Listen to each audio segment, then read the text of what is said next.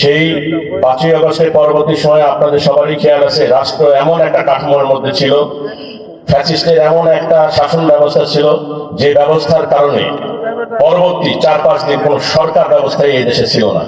এইরকম একটা পরিস্থিতির প্রেক্ষিতে আমাদের এখন প্রশ্ন করে দেখা উচিত, রাষ্ট্রের সার্বভৌমত্ব স্বাধীনতার জন্য এই গণভোটের প্রয়োজন আছে কিনা।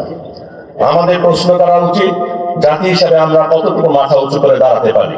তা আমার মনে হয় নৈতিকতার প্রশ্নে এবং আমাদের যে বিগত অভিজ্ঞতা, শাসন ব্যবস্থা, সেগুলোকে সামনে রেখে এই গণভোটের প্রয়োজনীয়তা আছে কিনা আমরা সবাই উপলব্ধি করতে পারি।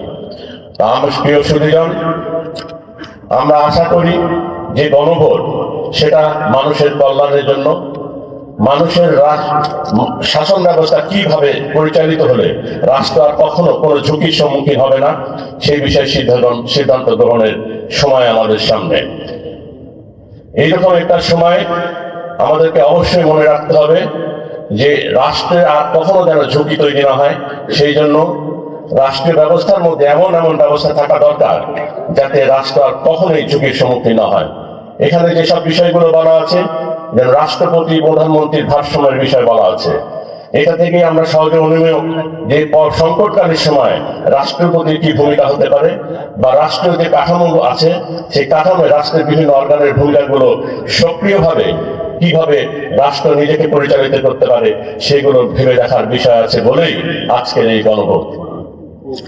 আমি ডিআইজি পুলিশ হিসাবে আমার এই রেঞ্জের সমস্ত জনসাধারণকে অবহিত করতে চাই যে এখানে প্রচারণার কার্যে কোন রকম কেউ যদি বাধা বিঘ্ন সৃষ্টি করে, এটা একদিকে যেমন আচরণবিধির লঙ্ঘন, আরেক দিক দিয়ে এটা শৃঙ্খলা বিরোধী কাজ।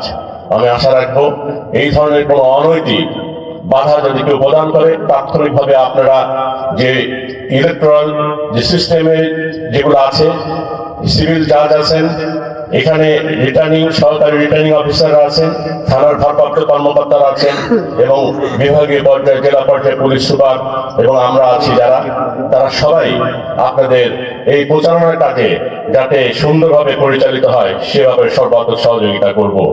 এই গণভোটের কাজে যারা প্রচারণা চালাবেন তাদের কাজে কেউ যেন ব্যাহত না করে, বাধা সৃষ্টি না করে, সেটাও আমরা খেয়াল রাখছি।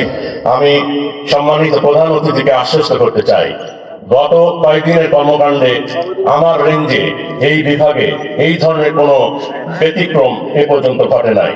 এই থেকে আমি আপনাকে আশ্বস্ত করতে পারি যে আমাদের সামনের দিনগুলো বাধাহীনভাবে আমরা এগিয়ে যাব এবং মানুষের যে আকাঙ্ক্ষা, সে আকাঙ্ক্ষাকে প্রতিষ্ঠিত করে একটি নতুন সরকারকে প্রতিষ্ঠিত করব।